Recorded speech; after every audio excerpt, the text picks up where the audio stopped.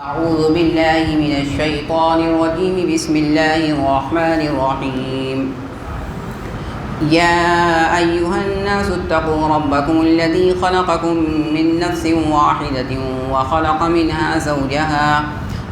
منها زوجها وبث منهما رجالا كثيرا ونساء واتقوا الله الذي تساءلون به والأرحام إن الله كان عليكم رقيبا وآتوا اليتامى أموالهم ولا تتبدلوا الخبيث بالطيب ولا تأكلوا أموالهم إلى أموالكم إنه كان حوبا كبيرا وإن خفتم ألا تقسطوا في اليتامى فانكحوا ما طاب لكم من النساء مثنى وثلاث ورباع فإن خفتم ألا تعدلوا فواحدة أو ما ملكت أيمانكم ذلك أدنى ألا تعولوا وآتوا النساء صدقاتهن نحلة فإن طبن لكم عن شيء منه نفسا فكلوه هنيئا مريئا ولا تؤتوا السفهاء أموالكم التي جعل الله لكم قياما وارزقوهم فيها واكسوهم وقولوا لهم قولا معروفا وابتلوا اليتامى حتى إذا بلغوا النكاح فإن آنستم منهم رشدا فادفعوا إليهم أموالهم ولا تأكلوها إسرافا وبدارا أن يكبروا ومن كان غنيا فليستعفف ومن كان فقيرا فليأكل بالمعروف فإذا دفعتم إليهم أموالهم فأشهدوا عليهم وكفى بالله حسيبا للرجال نصيب مما ترك الوالدان والأقربون وللنساء نصيب مما ترك الوالدان والأقربون مما قل منه أو كثر نصيبا مفروضا وإذا حضر القسمة أولو القربى واليتامى والمساكين فارزقوهم منه وقولوا لهم قولا معروفا وليخشى الذين لو تركوا من خلفهم ذرية ضعافا خافوا عليهم فليتقوا الله وليقولوا قولا سديدا إن الذين يأكلون أموال اليتامى ظلما إنما يأكلون في بطونهم نارا وسيصلون سعيرا. محترم حضرات، میں نے آپ کے سامنے پارہ نمبر 11 سورہ نساء کے 2 رکوع تلاوت کیے ہیں. سورہ نساء یہ مدنی صورت ہے. اس کے اندر 176 آیتیں اور 24 رکوع ہیں. اس سے پہلے الحمدللہ ہم 3 صورت مکمل کر چکے ہیں. یہ سورہ نساء. نساء کا مطلب عورتیں، رجال کا مطلب مرد. رجل کی جمع رجال آتی ہے اور امراتن کی جمع نساء آتی ہے. یعنی یہ ایسی جمع ہے جس کا واحد اس کے الگ ورڈ سے آتا ہے. امراتن ایک عورت اور نساء کئی عورتیں. میں اصل میں آپ کو ایک اعتراض کا جواب دینے والا ہوں. اصل اعتراض یورپین کنٹریز کی طرف سے بہت کیا جاتا ہے کہ اسلام نے عورتوں کے حقوق ہڑپ کر لیے ہیں یا اسلام نے عورتوں کو حقوق نہیں دیے ہیں. اس کا جواب دینے جا رہا ہوں کہ قرآن کریم کے اندر 114 صورتیں ہیں. مردوں کے نام سے کوئی صورت نہیں ہے. سورۃ الرجال کر کے کوئی صورت نہیں ہے. صرف عورتوں کے نام سے صورت ہے اور تقریباً 1.5 پارے کی یہ صورت ہے جس کے اندر اللہ رب العزت نے عورتوں کے اور اسی طریقے سے زمانے جاہلیت میں جو دبے کچلے طبقات تھے، یعنی یتیم بچے اور بچیاں، ان تمام کے حقوق اس میں بیان کیے گئے ہیں. لہذا یورپین کنٹریز کا یہ کہنا کہ اسلام نے حقوق بیان نہیں کیے ہیں، ان کا یہ کہنا صحیح نہیں ہے. قرآن کریم نے باقاعدہ ایک چیپٹر اور ایک سورت ان کے نام سے جو ہے ریویل کی ہے اور نازل کی ہے. سب سے پہلی آیت ہم عام طور پہ نکاح کے اندر بھی سنتے ہیں. مولوی صاحب اس کو پڑھتے ہیں، مطلب ہمیں سمجھ میں نہیں آتا تو ہم سوچتے ہیں ہو سکتا ہے صرف تبرک کے لیے پڑھ رہے ہوں. اللہ کے رسول صلی اللہ علیہ وسلم نے اس آیت کریمہ کو، اور اسی طریقے سے ایک اور آیت ہے یا ایھا الذین آمنوا اتقوا اللہ وقولوا قولا سدیدا، ان دونوں آیتوں کو نکاح کے خطبے میں آپ پڑھا کرتے تھے. اس آیت کو آپ صلی اللہ علیہ وسلم نکاح کے خطبے میں کیوں پڑھتے تھے؟ اس کی وجہ یہ ہے کہ نکاح کا موقع ایسا ہوتا ہے جب آدم اور حوا کی ایک بیٹی اور ایک بیٹے کا ملاپ کا وقت ہوتا ہے، دونوں کے جڑنے کا وقت ہوتا ہے، اس وقت اس آیت کو پڑھا جاتا ہے. حقیقت میں اللہ رب العزت نے اس آیت کو نازل کر کے بتلایا یہ ہے کہ تم اگر کسی بھی اجنبی عورت سے نکاح کرنے جا رہے ہو تو تم اس کو اجنبی کی طرح بیہیو مت کرو. وہ تو تمہاری ہی نسل سے، تمہارے آباء و اجداد جد امجد کی نسل سے ہے، لہذا تم اور وہ دونوں ایک ہی طرح کے ہیں، دونوں ایک ہی جنس سے ہیں، لہذا اس کے ساتھ اجنبیت والا برتاؤ مت کرو. سب سے پہلے اللہ رب العزت نے اتقوا کے ورڈ سے یہاں پر ہم تمام لوگوں کو خطاب کیا ہے. یا ایھا الناس، اے لوگو. یہاں پر یا ایھا الذین آمنوا نہیں کہا گیا کہ اے وہ لوگ جو صرف ایمان لے آئے، بلکہ اس کے اندر تمام مذاہب کے لوگ، تمام ادیان کے لوگ شامل ہیں کہ اے لوگوں ڈرو اپنے رب سے. کیونکہ دنیا کے جو قوانین ہوتے ہیں وہاں پہ پنشمنٹ ہوتی ہے، سزائیں ہوتی ہیں، لوگ اس سے ڈرتے ہیں، پھر بھی اتنا نہیں ڈرتے. لیکن تقویٰ یہ ایسی خداداد صلاحیت ہے جس کے اندر یہ چیز آ جاتی ہے، اللہ کا ڈر، اللہ کا خوف اور تقویٰ. ایسے لوگوں کے لیے گناہوں سے بچنا بہت آسان ہو جاتا ہے، چاہے ان کے لیے دنیاوی پنشمنٹ ہو یا نہ ہو، کیونکہ اللہ کا خوف اور اللہ کا تقویٰ ان کے دل میں آ چکا ہے. اس لیے یہاں پہ سب سے پہلے اتقوا ربکم سے خطاب کیا گیا ہے کہ اپنے پروردگار سے ڈرو. رب کا ورڈ یہاں پہ اختیار کیا گیا کہ وہ پروردگار جس نے تمہاری تربیت کی، جس نے تمہارے لیے تمام چیزوں کا انتظام کیا، اس پروردگار سے ڈرو. الذی خلقکم، جس نے تمہیں ایک انسان سے پیدا کیا اور اس کے جوڑے پیدا کیے اور اس سے یعنی دونوں سے بہت سارے مرد اور عورتوں کو پھیلا دیا. ڈرو اس اللہ سے جس کے ذریعے سے تم لوگ رشتہ داری کا سوال کرتے ہو، جس کے ذریعے سے تم سوال کرتے ہو، اور رشتہ داری سے ڈرو. بلا شبہ اللہ رب العزت ہے تم پر نگراں. اور دو یتیموں کو ان کا مال، اور مت بدلو بری چیز کو اچھی چیز کے، اور مت کھاؤ ان کا مال اپنے مال کے ساتھ ملا کر. بلا شبہ یہ بہت بڑا گناہ ہے. اور اگر تمہیں اندیشہ ہو کہ تم یتیم لڑکیوں کے سلسلے میں انصاف نہیں کر سکو گے تو تم نکاح کرو ان عورتوں سے جو تمہیں پسند ہو، 2 3 اور 4. اگر تمہیں اندیشہ ہو کہ تم انصاف نہیں کر سکو گے تو ایک ہی کافی ہے، یا وہ باندیاں جن کے مالک ہو جائیں تمہارے ہاتھ. یہ اس بات کے زیادہ قریب ہے کہ تم ایک طرف مائل نہ ہو جاؤ، اور تم عورتوں کو ان کا مہر دو خوش دلی کے ساتھ. اگر وہ اپنے مہر میں سے خوش دلی سے کچھ چھوڑ دیں، معاف کر دیں، تو تم اس کو کھاؤ رچتا پچتا مزے کے ساتھ. اور مت دو بے وقوفوں کو اپنا وہ مال جو اللہ نے تمہارے لیے قیام کا ذریعہ بنایا ہے، اور ان کو کھلاؤ اس میں سے، اور ان کو پہناؤ اور ان سے بھلی بات کہو. اور یتیموں کو کی آزمائش کرو یہاں تک کہ جب وہ نکاح کے قابل ہو جائیں. فَإِنْ آنَسْتُمْ، اگر تم ان میں رشد کو محسوس کرو تو ایسی صورت میں ان کا مال ان کے حوالے کر دو. اور ان کا مال مت کھاؤ فضول خرچی کرتے ہوئے، اور جلدی اس بات کو سوچ کر کہ کہیں وہ بڑے نہ ہو جائیں. اور جو شخص بے نیاز ہو تو چاہیے کہ وہ بچتا رہے، اور جو شخص محتاج ہو تو چاہیے کہ وہ دستور کے مطابق اس میں سے کھا لے. بس جب تم یتیموں کی طرف ان کا مال ان کے حوالے کرو تو اس صورت میں ان پر گواہ بنا لو، اور اللہ حساب لینے کے لیے کافی ہے. مردوں کے لیے حصہ ہے اس میں سے جو والدین اور رشتہ دار چھوڑ کر مریں، اور عورتوں کے لیے بھی حصہ ہے اس میں سے جو والدین اور رشتہ دار چھوڑ کر مریں، اس میں سے چاہے وہ کم ہو یا زیادہ، یہ حصہ متعین کیا ہوا ہے. اور جب تقسیم وراثت کی تقسیم کے وقت رشتہ دار، یتیم اور مسکین حاضر ہوں تو ان کو اس میں سے کچھ دے دو اور ان سے بھلی بات کہو. اور چاہیے کہ ڈریں وہ لوگ کہ اگر وہ چھوڑ کر مریں اپنے پیچھے کمزور اولاد کو تو ان کو ان پر اندیشہ ہو. تو چاہیے کہ تم اللہ سے ڈرو اور سچی بات کہو اور سیدھی بات کہو. تو ان تمام مذکورہ آیات کے اندر عورتوں کے حقوق اور یتیموں کے حقوق بیان کیے گئے ہیں.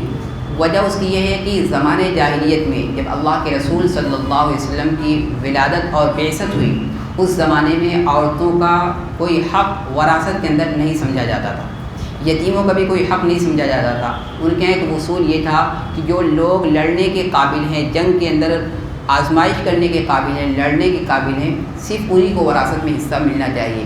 اسی وجہ سے نابالغ بچوں کو، عورتوں کو، چاہے وہ عورتیں بالغ ہی کیوں نہ ہوں، ان کو وراثت میں حصہ بالکل نہیں ملتا تھا، ان کو محروم کر دیا جاتا تھا. اسی لیے اللہ رب العزت نے ان آیات کے اندر اس کو تفصیل کے ساتھ، وضاحت کے ساتھ بیان کیا ہے کہ اس نے تم کو ایک نفس سے مراد حضرت آدم سے پیدا کیا اور پھر ان سے یعنی حضرت آدم ہی سے ان کا جوڑا یعنی حضرت حوا کو پیدا کیا، جیسا کہ حدیث شریف کے اندر ہے کہ حضرت حوا علیہ السلام یا رضی اللہ تعالی عنہا کو حضرت آدم علیہ السلام کی بائیں پسلی سے پیدا کیا گیا، اور ان دونوں حضرات سے یعنی آج دنیا کے اندر جو عرب کی اور اس طریقے سے کتنی جو ہے زیادہ تعداد اور آبادی ہے، پاپولیشن ہے، وہ تمام لوگ جو ہیں ان دونوں کی اصل ایک ہے، حضرت آدم اور حضرت حوا۔ پھر اللہ ڈراتا ہے واتقوا اللہ، اللہ سے ڈرو، کیونکہ انسان جو ہے رشتہ داری کا سوال کرتا ہے یا فقیر مانگنے والا بھی بھیک مانگتا ہے تو اللہ کے نام پہ دے دو۔ ہر بندہ اپنے حقوق کا جب مطالبہ کرتا ہے تو اللہ کے نام کا استعمال کرتا ہے، لیکن جب بات ڈرنے کی آتی ہے تو اللہ سے نہیں ڈرتا، کسی اور سے ڈرتا ہے۔ اسی یہاں پہ کہا گیا کہ اللہ سے خصوصی طور پر ڈرو کہ تم اسی کا نام لے کر اپنے حقوق کا مطالبہ کرتے ہو، لڑائی وغیرہ جھگڑے وغیرہ نمٹانا ہو تو اللہ کے نام پر ختم کرو، یہی کہتے ہیں نا۔ جب اللہ کے نام کو ہر وقت استعمال کرتے ہیں تو اس صورت میں بھی ہمیں اللہ کے نام کو استعمال کرنا چاہیے، یعنی کہ اللہ سے ڈرتے رہنا چاہیے۔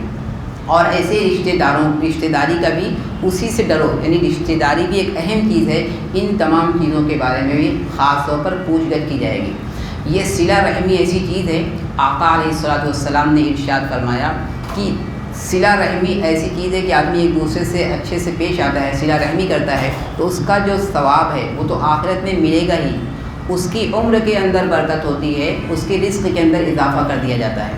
یہ تو اس کا مطلب دنیاوی فائدہ ہے، ہر بندہ یہ چاہتا ہے کہ اس کا دنیا کا بھی فائدہ ہو، رزق میں کشادگی ہو، رزق میں وسعت ہو، اور اسی طریقے سے اس کی عمر میں بڑھوتری ہو۔ تو صلہ رحمی یہ ایسی چیز ہے جس کی وجہ سے یہ دونوں فوائد دنیا میں حاصل ہوتے ہیں اور آخرت کے اندر تو اس کا ثواب ملنے ہی والا ہے۔ اور قطع رحمی کے بارے میں آقا علیہ السلام نے ارشاد فرمایا کہ لا يدخل الجنۃ قاطع، قطع رحمی کرنے والا، رشتے ناطے کو توڑنے والا، وہ اولے والا جنت میں داخل نہیں ہو سکتا۔ وہ جب تک اس گناہ کی سزا اسے نہیں ملے گی یا اللہ اسے معاف نہیں کرے گا تب تک اس کی جنت میں انٹری پاسبل نہیں ہے۔ تو اب دیکھیے یہ حقوق اللہ مطلب کس طریقے کا یہ حقوق العباد میں سے ہے، لیکن اس کی اہمیت کتنی زیادہ دوبالا ہو جاتی ہے۔ اور جہاں تک تعلق ہے عورتوں کا تو اللہ کے رسول صلی اللہ علیہ وسلم نے ارشاد فرمایا کہ جس عورت نے یا جس عورت کی کسی بچی کی اس نے پرورش کی، اس کی اچھی تربیت کی، جوان کیا، اس کا نکاح کر دیا، اللہ کے حبیب فرماتے ہیں صلی اللہ علیہ وسلم کہ اس کا اور میرا ٹھکانہ جنت میں ایسے ہوگا جیسا کہ یہ دونوں انگلیاں آپس میں ملی ہوئی ہیں، بیچ میں کوئی گیپ نہیں ہے۔ تو اس کا مقام گویا کہ اللہ کے رسول صلی اللہ علیہ وسلم نے اس عورت کو جس کو کہ زمانے جاہلیت میں بالکل دبا دیا گیا تھا، جس کے کوئی حقوق نہیں تھے، جانوروں کی طرح بیہیو کیا جاتا تھا، آقا علیہ السلام نے ان کا وہ اسٹیٹس بتایا۔ دوسرے مقام پر فرمایا الجنت تحت اقدام الامہات، جنت تو تمہارے ماؤں کے قدموں کے نیچے ہے۔ یعنی عورتوں کے جو حقوق اسلام نے بیان کیے ہیں، کوئی مذہب اور کوئی دھرم نے اس طریقے سے حقوق اور رائٹس ان کے بیان نہیں کر سکے۔ اور ان اللہ کان علیکم رقیبا، بے شک اللہ تم پر نگہبان ہے۔ نگہبان اس معنی کر کے کہ ایک اجنبی عورت سے بندہ نکاح کرتا ہے، اس کو اپنے گھر لے کر آتا ہے، وہ عورت اپنے خاوند کی خاطر اپنے تمام لوگوں کو فراموش کر دیتی ہے، ایک دور اجنبی کے یہاں چل کر آتی ہے، تو اب مت ایسا سمجھو کہ اس کا کوئی پرسان حال نہیں ہے، کوئی نہیں ہے، اللہ اس کا پرسان حال ہے، اللہ تم پر نگراں ہے، وہ ان تمام چیزوں کو دیکھ رہا ہے۔ پھر اگلی آیت میں یتیموں کے مال کے تعلق سے ایک اہم بات کی طرف اشارہ کیا گیا ہے۔ زمانے جاہلیت میں ہوتا کیا تھا کہ اگر کسی شخص کی وراثت میں، کسی شخص کی تولیت میں اور ولایت میں کوئی یتیم بچہ آ جاتا تھا تو پھر ایسی صورت میں اس کے مال کو یا تو وہ ہڑپ لیتے تھے یا اس کے مال کو ہڑپ تو ہوتے نہیں تھے لیکن تبدیلی کر لیتے تھے۔ مثال کے طور پر اس کے مال کے اندر بہت ساری چیزیں تھیں، اس میں ایک تلوار بھی تھی۔ اب وہ سامنے والا بندہ لسٹ اس کے پاس موجود ہے تو تلوار، اچھی تلوار کی جگہ پہ خراب تلوار رکھ دیا، ایک ایگزامپل میں نے آپ کو دیا ہے، تو مال کی تبدیلی کر لیتے تھے۔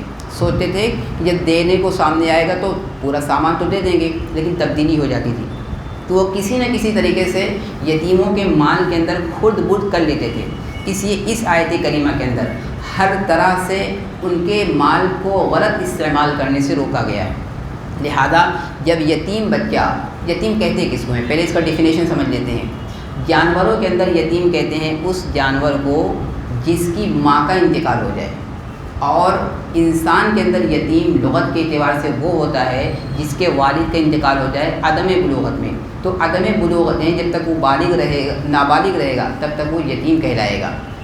تو وہ کیا کرتے تھے، یتیموں کا مال ہڑپ لیتے تھے، یا تو پورا لے لیے، اور اگر پورا نہیں لیے تو مال کے اندر تبدیلی کر لیتے تھے۔ وآتوا الیتامیٰ، اسی وجہ سے اس آیت میں کہا گیا ہے کہ یتیموں کو ان کا مال دے دو، اور برے مال کو اچھے مال کے بدلے تبدیل مت کرو، یعنی اس کا اچھا مال لے لیا، برا مال اس کے حوالے کر دیا۔ اور تیسری صورت اس کے مال کے غلط استعمال کی یہ ہوتی تھی کہ اس کے مال کو اپنے مال کے ساتھ ملا کر استعمال کرتے تھے۔ اب وہ یتیم بچہ مان لو 8 سال کا ہے، اس کی خوراک جتنی ہوگی، اب یہ پوری فیملی کے ساتھ اپنا ایک حصہ چلاتا ہے، اس میں سے وہ زیادہ لیتا، اپنے میں سے کم لیتا، اس طریقے سے اس کے مال کو زیادہ سے زیادہ وہ یوٹیلائز کرتے تھے، تاکہ ایسا نہ ہو کہ وہ بڑا ہو جائے اور بڑے ہونے کے بعد ہمیں اس کے حوالے کرنا پڑے گا، تو قبل اس کے کہ وہ بڑا ہو جائے اس کا سارا مال ہی ہڑپ کر جائے۔ تو یہاں پر یہ کہا گیا ہے کہ ہمیں صرف یتیم بچوں کے مال کو صحیح استعمال ہی نہیں بلکہ اس کے مال کی حفاظت بھی کرنی ہے۔ صحیح استعمال تو کرنا لازم ہے ہی، بلکہ گروتھ کس طریقے سے اس کا ہو سکتا ہے اس کو بھی سامنے رکھنا ہے۔ اس لیے یہاں پہ کہا گیا ہے کہ ان کے مال کو اپنے مال کے ساتھ ملا کر مت کھاؤ، لیکن ملا کر اصل میں نیک نیتی کا یہاں پر اعتبار ہوتا ہے۔ ایک بندہ نیک نیت ہے تو وہ ملا کر بھی صحیح رہے گا، اور ایک بندہ غلط نیت کا ہے تو وہ الگ الگ طریقے پر بھی اس کے مال کو ہڑپ کر سکتا ہے۔ تو مقصود یہاں پر یہ ہے کہ اگر تم ملا کر بھی کھاتے ہو تو ایسی صورت میں اس کے مال کو اتنا ہی استعمال کرو جتنا کہ وہ مستحق ہے۔ اب 8 سال کا بچہ تھوڑا کھائے گا تو ظاہر سی بات ہے اسی اعتبار سے اس کو استعمال میں لاؤ۔ اِنَّهُ كَانَ حُوبًا كَبِيرًا، یہ بہت بڑا گناہ ہے۔ حوباً، یہ حضرت ابن عباس رضی اللہ تعالیٰ عنہما کے بقول یہ ورڈ حبشی زبان کا ہے، تو حبشی لینگویج میں خوب کا مطلب آتا ہے گناہ کو، عربی میں بھی سیم یہ کنورٹ ہوا ہے۔ تو یہ بہت بڑے گناہ کی بات ہے کہ انسان جو ہے یتیموں کے مال کے اندر خرد برد کرے۔ اور ایک تیسری بات یہ ہوتی تھی یتیم بچیوں کے بارے میں۔ یتیم بچیوں کا مسئلہ کیا ہوتا تھا کہ اگر وہ بچی یتیم ہے اور اس کے والد کا انتقال ہو گیا تو ایسی صورت میں جو اس کا ولی ہوتا تھا، چاہے وہ چچا ہو، چاہے وہ چچا زاد بھائی ہو، ماموں ہو یا ماموں زاد بھائی ہو، یہ جو ولی اس کے بنتے تھے، متولی بنتے تھے، وہ کرتے کیا تھے، اگر وہ عورت شکل و صورت کے لحاظ سے اچھی ہے تو ایسی صورت میں اس کو اپنے نکاح میں یا اپنے قریبی رشتہ دار کے نکاح میں کر دیتے تھے۔ مقصد یہ ہوتا تھا کہ وہ پراپرٹی، وہ جائیداد جو اس کے والدین یا اس کے والد چھوڑ کر گئے ہیں، ان تمام چیزوں پر اس کا قبضہ ہو جائے۔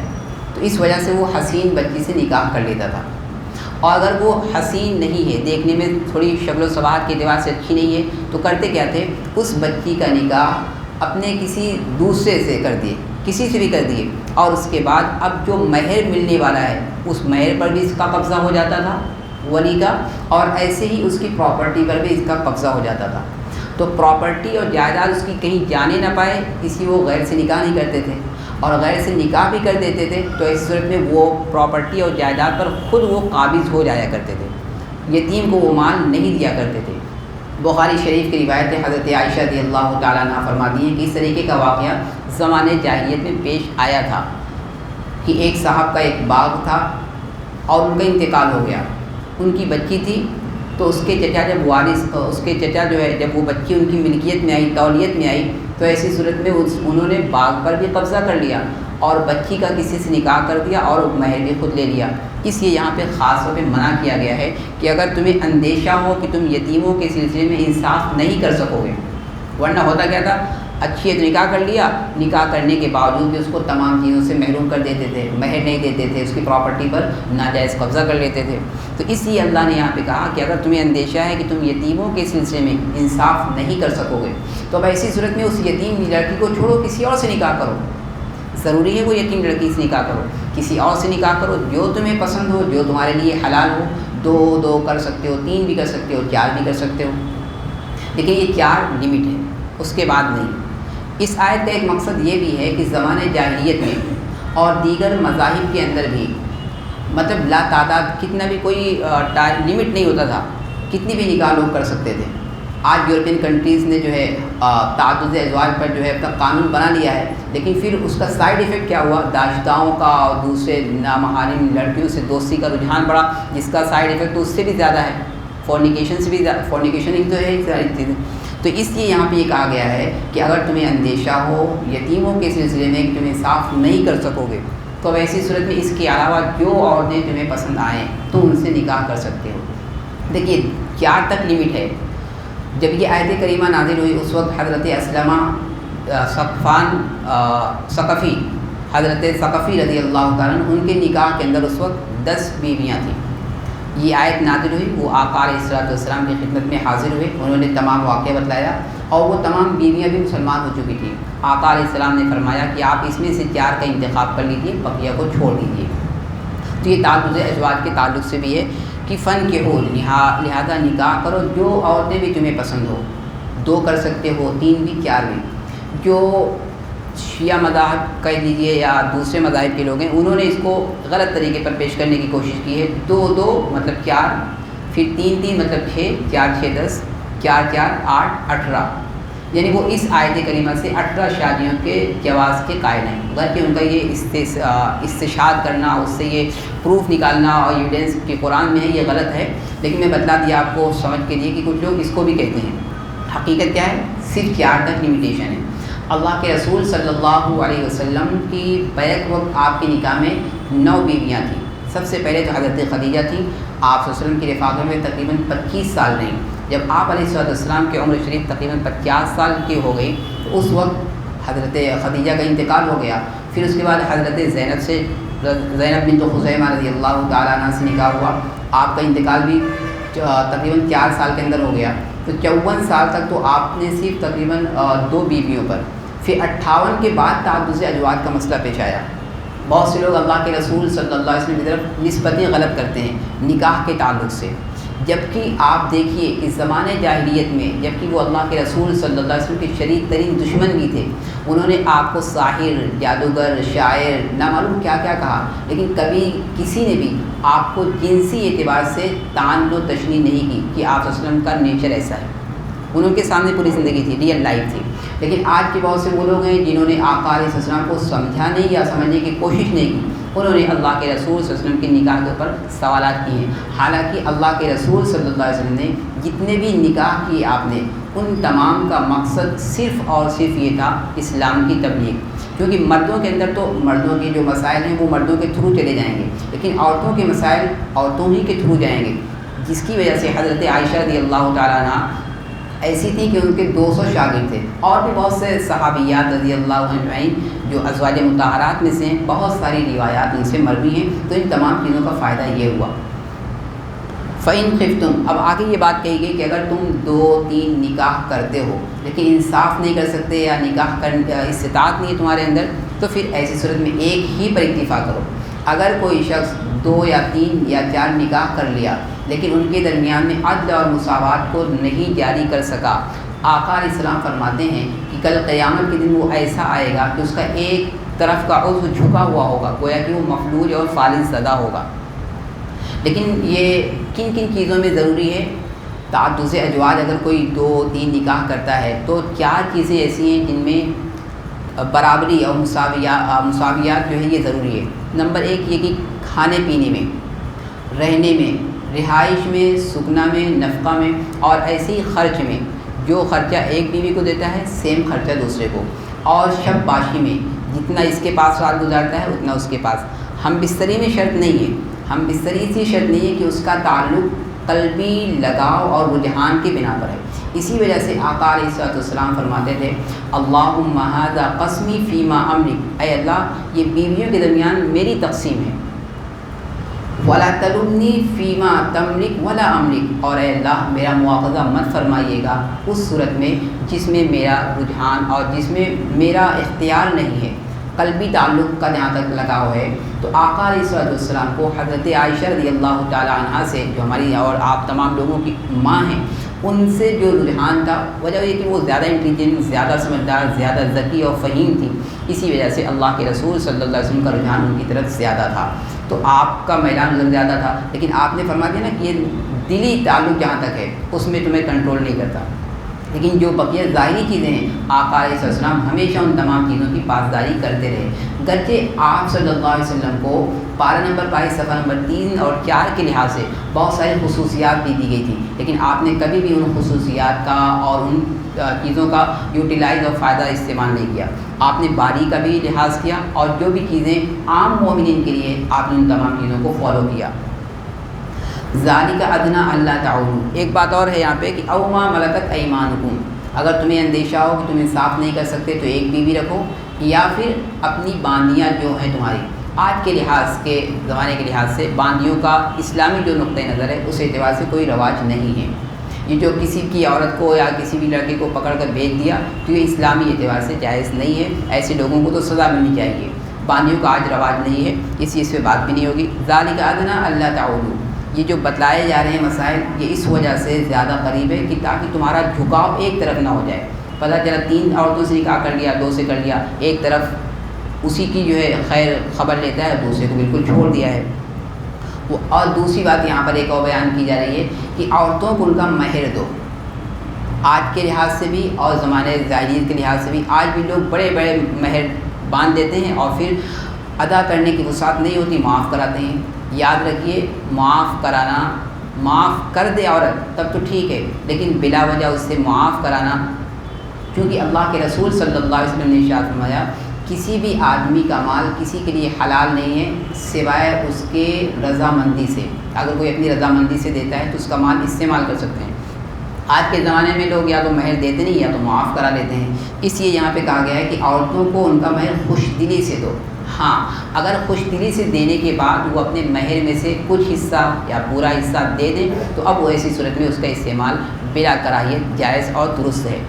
ایک تیسری بات یہاں پر یہ ہے کہ جو بیوقوف لوگ ہوتے ہیں، اب ظاہر سی بات ہے جو یتیم بچہ ہے، ضروری تو نہیں تو ہر بندہ انٹیلیجنٹ اور سمجھداری ہو، کچھ اس میں کم فہم، سفیہ اور ضعیف العقل ہوں گے۔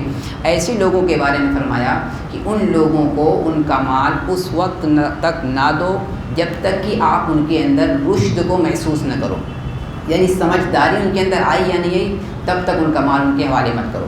اب وہ نابالغ بچہ ہے، وہ تو بار بار مطالبہ کرے گا کہ میرا مال دیجیے، یہ میرا ہے، آپ کیوں رکھے ہوئے ہیں؟ اس کو لوگ بھڑکائیں گے کہ لے لو اپنے چاچا سے مال، کیوں ان کو دیے ہوئے ہو؟ تو ایسی صورت میں آپ کو غصہ بھی آئے گا کہ میں تو اس کی طرفداری کر رہا ہوں، اس کے نفع کے لیے کام کر رہا ہوں اور یہ جو ہے میرے سے ایسی بات کر رہا ہے۔ تو آگے اللہ نے فرمایا بھلی بات اس کو کہو، سمجھاتے رہو کہ بیٹا تمہارا ہی مال ہے، لیکن جب آپ بڑے ہو جاؤ گے تو ہم آپ کے حوالے کر دیں گے۔ تو اس مال میں سے کرنا کیا ہے؟ اس کو کھلانا ہے، اس کو پلانا ہے، اس کے کپڑے وغیرہ کا انتظام کرنا ہے، لیکن اس کے ساتھ ساتھ اس کے رشد کو بھی آپ محسوس کرنے کی کوشش کرو۔ کیسے ہوگا وہ؟ بہت سارے اگزامپل ہیں۔ آپ اس کو کچھ روپے دیجئے اس میں سے اور پھر دیکھیے کہ وہ ان پیسوں کا استعمال کہاں کرتا ہے، آیا صحیح مصرف میں خرچ کرتا ہے یا ویسے یوں ہی الل تلل جو اڑا دیتا ہے۔ تو اب اگر آپ دیکھیں کہ وہ صحیح مصرف میں استعمال کرتا ہے تو بلوغت کے بعد، بالغ ہونے کے بعد آپ اس کا مال اس کے حوالے کر دیجئے۔ اگر بلوغت کے بعد بھی رشد کے آثار، سمجھداری کے آثار آپ کو نہیں سمجھ میں آئے تو ایسی صورت میں 25 سال کی جب عمر ہو جائے تو ایسی صورت میں اس کو اس کا مال حوالے کر دینا چاہیے۔ کہا جاتا ہے کہ 25 سال کے اندر انسان کی عقل ہو جاتی ہے، ویسے 40 سال تک مکمل ہوتی ہے، مطلب وہ اتنا سمجھدار اور لائق فائق ہو جاتا ہے کہ اس کو اس کا مال حوالے کر دیا جائے۔ وَابْتَلُوا الْيَتَامَىٰ حَتَّىٰ إِذَا بَلَغُوا النِّكَاحَ، یعنی یتیموں کو جانچتے رہو، آزماتے رہو کہ اس کے اندر رشد اور سمجھداری آئی نہیں آئی، کب تک؟ جب تک کہ وہ نکاح کے عمر کو پہنچے۔ اگر آپ ان سے محسوس کرو کہ وہ سمجھدار ہو چکے ہیں تو پھر ان کا ان کے مال حوالے کر دو، لیکن اس سے پہلے ان کا مال جو ہے فضول خرچی اور جلدی خرچ کرنا تاکہ کہیں ایسا نہ ہو کہ بڑا ہو جائے تو پھر اس کے حوالے کرنا پڑے گا، ان صورتوں سے اجتناب کرنا چاہیے۔ یتیم کے مال میں جو اس کا ولی ہے، جو اس کی نگہبانی کر رہا ہے، وہ استعمال کر سکتا ہے یا نہیں کر سکتا، وہ ڈیپینڈ کرتا ہے سامنے والے متولی کے اوپر جو اس کی کفالت کر رہا ہے۔ اگر وہ ولی کمزور ہے، غریب ہے، تو ایسی صورت میں وہ بقدر ضرورت اس میں سے استعمال کر سکتا ہے، کیونکہ وہ اس پہ خرچ کر رہا ہے، وقت اپنا ٹائم دے رہا ہے۔ لیکن اگر وہ مالدار ہے تو ایسی صورت میں اس کے لیے استعمال کرنا صحیح نہیں ہے۔ اور تیسری بات یہ کہی گئی کہ جب آپ یتیم کا مال یتیم کے حوالے کرنے لگو، جب وہ بالغ ہو جائے جب اس کا مال اس کے حوالے کرنے لگو تو ایسی صورت میں گواہ بنا لو کہ بھائی دیکھیے اس بچے کا میں ولی بنا تھا، اب یہ بچہ بالغ ہو گیا ہے، ولی بننے کے بعد وراثت میں اتنا مال میرے پاس کا تھا، میں اب اس کے حوالے کر رہا ہوں، تاکہ آگے چل کر کوئی لڑائی جھگڑے کا مسئلہ پیدا نہ ہو۔ آگے وقفا باللہ حسیبہ، یہ تو ہم نے بنا لیا ظاہری طور پر، حقیر آخر میں یہ بتایا گیا کہ اللہ رب العزت حساب لینے کے لیے وہ کافی ہے۔ پھر ایک مسئلہ جیسا کہ زمانہ جاہلیت میں عرض کیا کہ وہ ان کا حق نہیں دیتے تھے۔ حضرت اوس بن ثابت رضی اللہ تعالیٰ عنہ ان کا انتقال ہوا تو وہ ایک نابالغ بچے اور 2 بچیاں اور اپنی وائف اہلیہ کو چھوڑ کر انتقال کر گئے۔ اب ان کی جو پراپرٹی تھی ان کے بھائیوں نے لے لیا۔ اب حضرت اوس بن ثابت رضی اللہ تعالیٰ عنہ کی اہلیہ آقا علیہ الصلوۃ والسلام کی خدمت اقدس میں حاضر ہو کر کہنے لگیں کہ میرا سارا مال تو ان لوگوں نے لے لیا، بچیوں کے لیے کچھ چھوڑا نہیں۔ تو ایسی صورت میں اس وقت کوئی آیت نازل نہیں ہوئی تھی، آپ علیہ الصلوۃ والسلام خاموش رہے۔ پھر جو ہے یہ آیت کریمہ نازل ہوئی جس میں وصیت کے اور وراثت کے تمام مسائل بیان کیے گئے۔ اس لیے یہاں پہ کہا گیا ہے کہ مردوں کے لیے حصہ ہے جو کچھ بھی چھوڑ کر مرے ان کے رشتہ دار یا والدین، ایسے ہی عورتوں کو بھی سیم حصہ ملے گا جو چھوڑ کر مرے رشتہ دار۔ وَإِذَا حَضَرَ الْقِسْمَةُ، ایک مسئلہ اور یہ ہے کہ جب تقسیم وراثت کے وقت کچھ وہ رشتہ دار بھی آ جاتے ہیں جو سمجھتے ہیں میرا حق ہے، حالانکہ ان کا حق نہیں ہوتا، ایسے رشتہ دار اگر آ جائیں یا یتیم ہو یا کچھ مانگنے والے فقیر لوگ آ جائیں تو اس صورت میں ان یتیموں کو اور مسکینوں کو اس میں سے دے دینا چاہیے۔ کس میں سے؟ اس مال میں سے جو بالغ وارثین کا ہے۔ مان لیجیے اس مال پہ کچھ وارث بالغ ہیں کچھ نابالغ ہیں اس مال کے، تو صرف بالغ کے مال میں سے ہم دے سکتے ہیں غریبوں کو، نابالغ کے مال میں نہیں دے سکتے کیونکہ وہ پرمیشن دینے کا قائل ہی نہیں ہے۔ ایسی جو لوگ موجود نہیں ہیں وراثت کے وقت ان کے مال میں سے بھی ہم غریبوں کو نہیں دے سکتے، غریبوں میں سے دے سکتے ہیں صرف انہی بالغ لوگوں کا جو وہاں پر موجود ہیں۔ اور آگے اللہ نے ایک بات یہ کہی وَلْيَخْشَ الَّذِينَ لَوْ تَرَكُوا مِنْ خَلْفِهِمْ، ہر شخص یہ چاہے گا کہ میں جب جاؤں تو میرے بچے اچھی پوزیشن میں رہیں، کسی کے سامنے ہاتھ پھیلانے کی نوبت نہ آئے۔ اب آپ تصور کیجئے اس جگہ پر بیٹھ کر کہ یہ بچے بھی غریب ہیں، کسی کے آئے ہوئے ہیں، ستائے ہوئے ہیں، تو ایسی صورت میں ہمیں ان کا کتنا خیال رکھنا چاہیے۔ اسی آگے اللہ نے فرمایا کہ تم تصور کرو اگر تم چھوڑ کر مرتے کمزور اولاد اور تمہیں یہ اندیشہ ہوتا تو تم کس طریقے سے پیش آتے۔ ایسے تمہیں بھی چاہیے کہ تم ان غریب بچوں کے ساتھ، یتیم بچوں کے ساتھ پیش آؤ اور ان کے حقوق ادا کرو۔ اللہ رب العزت مجھے اور آپ کو ایک آیت توبہ کی ہے، ان الذین یاکلون، آگے صاف بات بتلا دیا، جو لوگ یتیموں کا مال ظلم کے طور پر کھاتے ہیں تو حقیقت میں وہ اپنے پیٹ میں آگ بھر رہے ہیں، یعنی کل جہنم میں ان کے ارد گرد تو آگ ہوگی ہی، خود ان کے اندر بھی، ان سائڈ اینڈ آؤٹ سائڈ دونوں وہ آگ ہی کے اندر ہوں گی۔ اس لیے خاص طور پہ کہا گیا ہے کہ بے شک وہ لوگ جو یتیموں کا مال کھاتے ہیں، قرآن نے یاکلون کا ورڈ آیا ہے، یاکلون کا مطلب کھانا، لیکن حقیقت میں ہم لوگ بھی کھانے کا مطلب استعمال کرنا، یہ نہیں کہ کھا تو نہیں سکتے، اس کے کپڑے سے گاڑی خرید لیا چلتے ہیں اس پہ، تو کھانے کا مطلب استعمال میں لانا۔ تو یتیموں کا مال جو لوگ بھی ظلماً استعمال کرتے ہیں تو ایسے لوگ اپنے پیٹ میں آگ بھر رہے ہیں اور عن قریب وہ لوگ جہنم میں داخل ہوں گے۔ اللہ رب العزت مجھے اور آپ کو ان باتوں پر کہنے سے زیادہ عمل کی توفیق عطا فرمائے۔ ابھی آپ میں سے کسی کو کوئی سوال ہے اس سے ریلیٹڈ آپ سوال کر سکتے ہیں، پھر دعا ہوگی۔ کسی کو کوئی سوال اس سے متعلق؟ دعا۔